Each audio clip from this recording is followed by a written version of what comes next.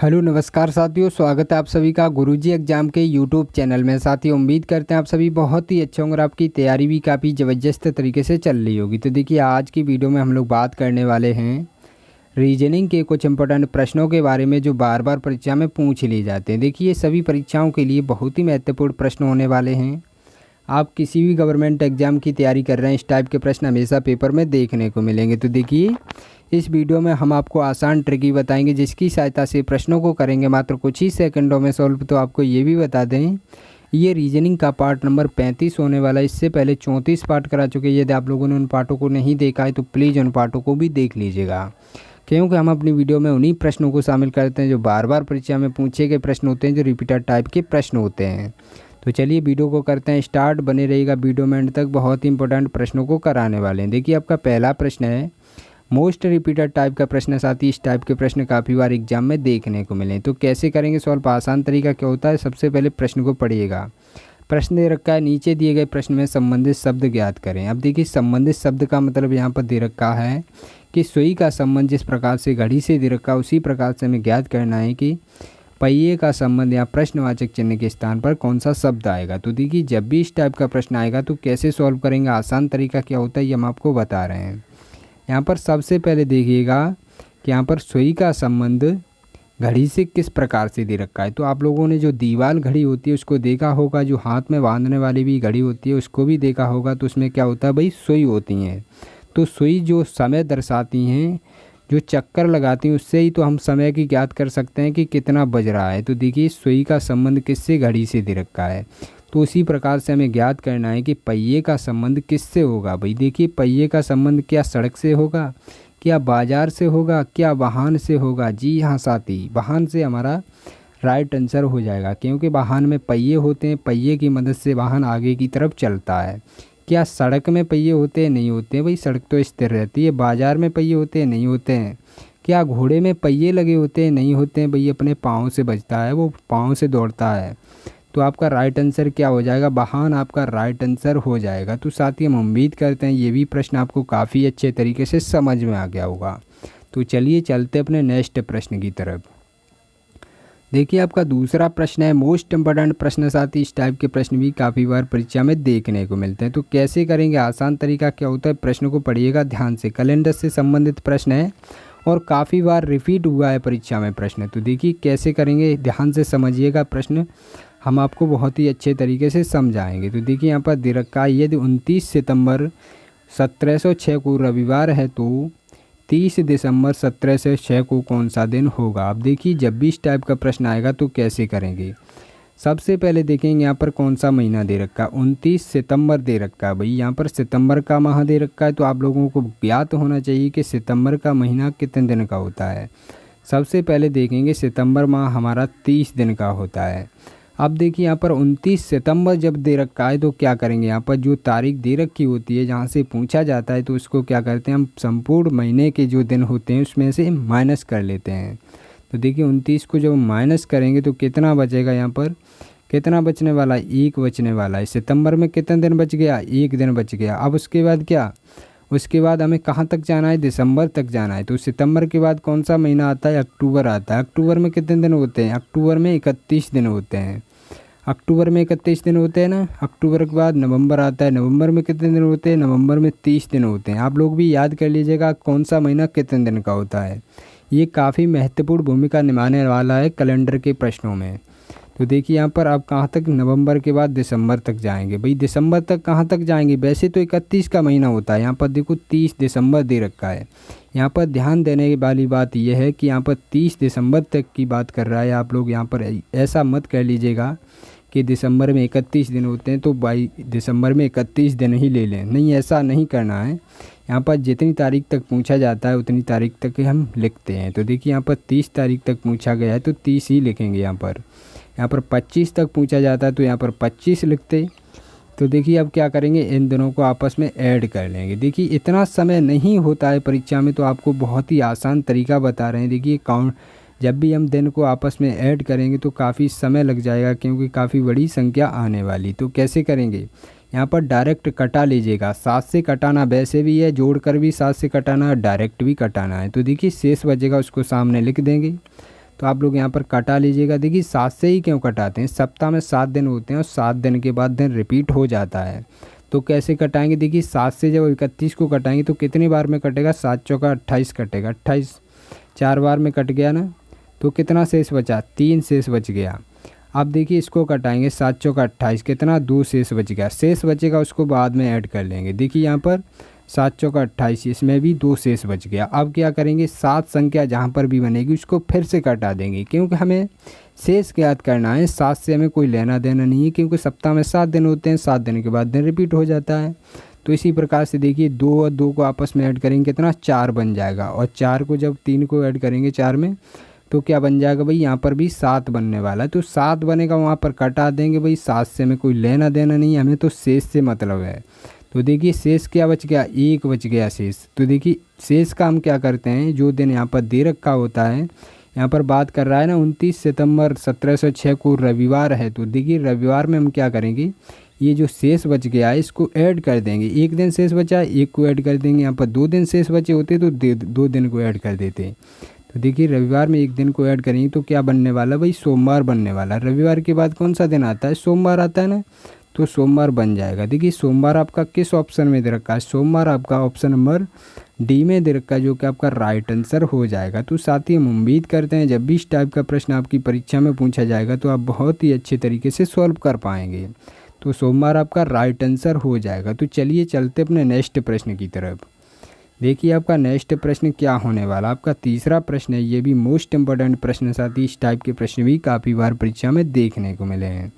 तो देखिए यहाँ पर क्या कह रहा है, संबंधित संख्या को ज्ञात कीजिए। देखिए संबंधित संख्या से रिलेटेड ये भी प्रश्न है। तो कैसे करेंगे कि 642 का संबंध जिस प्रकार से 48 से दे रखा, उसी प्रकार से हम पता करेंगे कि 763 का संबंध यहाँ प्रश्नवाचक चिन्ह के स्थान पर कौन सी संख्या आएगी। तो देखिए जब भी इस टाइप का प्रश्न आएगा हम बहुत ही आसान ट्रिक बताने वाले हैं। जब भी यहाँ पर बड़ी संख्याएं दे रखी होंगी, यहाँ पर छोटी संख्याएं दे रखी होंगी, तो हम क्या करेंगे, सबसे पहले देखेंगे। देखिए यहाँ पर बड़ी संख्या दे रखी है ना 642 से हमें क्या करना है, 48 में संबंध देखना है। तो कैसे बना सकते हैं हम 48 को, तो यहाँ पर देखिए 642 से 48 को ज्ञात करना है। तो कैसे करेंगे, जब भी यहाँ पर बड़ी संख्या दे रखी है, यहाँ पर छोटी संख्या दे रखी है, तो सबसे पहले इन संख्याओं को आपस में देखिए ऐड करेंगे तो 48 आने वाला नहीं है।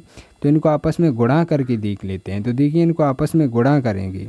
देखिए 6 लिखेंगे इस प्रकार से, देखिए 6 लिखा है, 4 लिखा है और 2 लिखा है, इस प्रकार से लिखा है ना 642।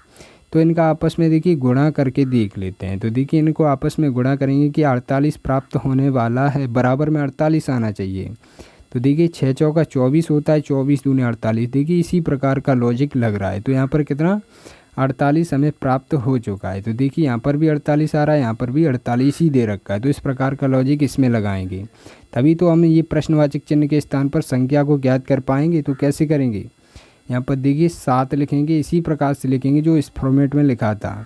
तो देखिए इसको गुणा में लिखते जाएंगे, वही 6 को लिखेंगे, फिर 3 को लिखेंगे, इस प्रकार से इसको गुणे में लिखते जाएंगे। तो इसको आपस में गुणा करेंगे तो कितना आने वाला है, 7 छिंगा कितना होता है भाई, 42 होता है। अब देखिए 42 का गुणा 3 में करेंगे तो कितना होने वाला है, 42 तिया कितना होता है, 126 होता है। अब देखिए क्या 126 किसी ऑप्शन में दे रखा है, सॉरी यहाँ पर 126 ही आने वाला है, ऑप्शन में नहीं दे रखा है। कोई टेंशन लेने की बात नहीं, यहाँ पर 25 हो गया, यहाँ पर 26 कर लीजिएगा, 126 ही आपका राइट आंसर आने वाला है। तो देखिए आपका ये 126 प्रश्नवाचक चिन्ह के स्थान पर संख्या भरी जाएगी। तो साथ ही हम उम्मीद करते हैं ये भी प्रश्न आपको काफ़ी अच्छे तरीके से समझ में आ गया होगा। तो चलिए चलते अपने नेक्स्ट प्रश्न की तरफ। देखिए आपका नेक्स्ट प्रश्न क्या होने वाला, आपका चौथा प्रश्न है, मोस्ट इम्पोर्टेंट प्रश्न। साथ ही इस टाइप का प्रश्न भी काफ़ी बार एग्जाम में देखने को मिले हैं। तो कैसे करेंगे, आसान तरीका क्या होता है, प्रश्न क्या कह रहा है, प्रश्न को पढ़िएगा ध्यान से। पहले प्रश्न दे रखा है, चित्र में दिखाई गई शीट के अनुसार एक बॉक्स बनाया जा सकता है। बॉक्स में ई के विपरीत सतह पर कौन सा अक्षर होगा। अब देखिए यहाँ पर एक शीट दे रखी है, इसमें एक बॉक्स बनाया जा सकता है। ये खुले पासे से संबंधित प्रश्न है। तो कैसे करेंगे, यहाँ पर ई का विपरीत पूछ रहा है, तो आप लोगों को ई का विपरीत बताना है। देखिए बहुत ही आसान ट्रिक बताने वाले हैं। इससे पहले वीडियो को अभी तक लाइक नहीं किया, चैनल को सब्सक्राइब नहीं किया तो प्लीज़ कर लीजिएगा, क्योंकि हम आपको लोगों के लिए बहुत ही आसान तरीके से प्रश्न को कराते हैं और बहुत ही महत्वपूर्ण प्रश्नों को लेकर आते रहते हैं। तो देखिए यहाँ पर ई का विपरीत पूछ रहा है। सबसे पहले प्रश्न को पढ़ा करिएगा ध्यान से। ई का विपरीत पता करना है तो कोई टेंशन लेने की बात नहीं। देखिए कितना आसान तरीका बताने वाले हैं। सबसे पहले देखिएगा बड़ी सीट किस प्रकार से दे रखी है। सबसे बड़ी सीट देखिए इस प्रकार से दे रखी है ना, तो सबसे बड़ी सीट को सबसे पहले ज्ञात करेंगे। देखिए एक पहले का विपरीत तीसरा हो जाएगा, एक को बीच में छोड़ देंगे। पहले का विपरीत तीसरा हो जाएगा, इसका विपरीत कौन सा हो जाएगा, बीच में एक छोड़कर आगे वाला हो जाएगा। तो देखिए डी का विपरीत सी हो गया, ई का विपरीत बी हो गया और एफ का विपरीत देखिए जो बचा वो हो जाएगा। देखिए एफ का विपरीत ई हो गया, सॉरी एफ का विपरीत ए हो गया। अब देखिए हमें क्या पूछा गया था, ई का विपरीत पूछा गया था ना, तो देखिए ई का विपरीत क्या हो गया, बी हो गया। और देखिए बी का विपरीत जब हमें पूछा जाता तो ई हो जाता, देखिए इस प्रकार से बना देते। और डी का विपरीत पूछा जाता तो हमारे पास सी हो जाता। एफ का विपरीत पूछा जाता तो ए हो जाता, ए का विपरीत पूछा जाता तो एफ हो जाता। इस प्रकार से प्रश्न को सॉल्व किया जाता है। तो बहुत ही आसान तरीका हम आपको बता चुके हैं। जब भी इस टाइप का प्रश्न आएगा परीक्षा में तो आप लोग बहुत ही आसान तरीके से सॉल्व कर पाएंगे। तो चलिए चलते अपने नेक्स्ट प्रश्न की तरफ। देखिए आपका ऑप्शन नंबर बी आपका राइट आंसर हो जाएगा, एफ भरा जाएगा। तो देखिए आपका नेक्स्ट प्रश्न क्या रहने वाला है। और नेक्स्ट प्रश्न बताने से पहले साथी एक बात और बता दें, वीडियो के एंड में एक टेस्ट के तौर पर, होमवर्क के तौर पर प्रश्न को रखा हूँ। उस प्रश्न का जवाब सभी साथियों को कमेंट बॉक्स में बताना है। तो देखिए आपका 5वां प्रश्न भी सीट से रिलेटेड प्रश्न है, पासे से रिलेटेड प्रश्न है। तो कैसे करेंगे, देखिए यहाँ पर दे रखा है, चित्र में दिखाई गई सीट के अनुसार बॉक्स बनाया जा सकता है। बॉक्स में ए की विपरीत सतह पर कौन सा अक्षर होगा। देखिए हमने दूसरा प्रश्न भी उसी से रिलेटेड प्रश्न लिया है, तो साथ ही इस वजह से लिया है क्योंकि आपको कोई भी कन्फ्यूजन नहीं रह जाए, आपको बहुत ही अच्छे तरीके से प्रश्न को समझ में आ जाए। तो कैसे करेंगे, हमने आपको क्या बताया था, जो भी सीट सबसे बड़ी होगी उसको सबसे पहले सॉल्व करेंगे। देखिए ये वाली पट्टी सबसे बड़ी दिख रही है ना, तो इसको सबसे पहले सॉल्व करेंगे। कैसे करेंगे, एक छोड़कर उसके बाद वाला उसका विपरीत हो जाता है। तो देखिए ई का विपरीत क्या हो जाएगा, डी हो जाएगा, एफ का विपरीत बी हो जाएगा। अब देखिए जो बचा उसका विपरीत क्या हो जाएगा भाई, सी हो जाएगा। ए बचा उसका विपरीत सी हो जाएगा भाई। इस प्रकार से प्रश्न को किया जाता है। तो क्या ए का विपरीत पूछ रहा है, तो ए का विपरीत क्या सी हो जाएगा। तो सी आपका राइट आंसर हो जाएगा, जो कि आपका ऑप्शन नंबर डी में दे रखा है। तो साथ ही हम उम्मीद करते हैं ये भी प्रश्न आपको काफ़ी अच्छे तरीके से समझ में आ गया होगा। और वीडियो में कमेंट करके ज़रूर बताएं कि वीडियो कैसी लगी। तो चलिए अब चलते हैं अपने टेस्ट के प्रश्न की तरफ। देखिए आपका टेस्ट का प्रश्न क्या रहने वाला है। आपका टेस्ट का प्रश्न देखिए, ये भी मोस्ट इम्पोर्टेंट प्रश्न साथी, इस टाइप के प्रश्न भी काफ़ी बार एग्जाम में देखने को मिले। तो देखिए इसका जवाब सभी साथियों को कमेंट बॉक्स में बताना है। और जिन साथियों का इसका जवाब नहीं पता है तो प्लीज़ पार्ट नंबर 34 देख लीजिएगा, उसमें बहुत ही अच्छे तरीके से इस टाइप के प्रश्नों को समझाया हूँ।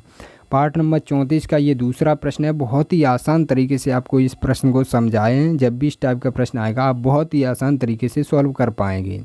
और एक बात और बता दें साथी, कुछ दिन बाद जो भी साथी हमारे यूपी पुलिस कांस्टेबल की तैयारी कर रहे हैं उसके लिए मैं बैच लाने वाला हूं। और सभी साथी कमेंट बॉक्स में बताएं कि कौन कौन साथी हमारे यूपी पुलिस कांस्टेबल की तैयारी कर रहे हैं।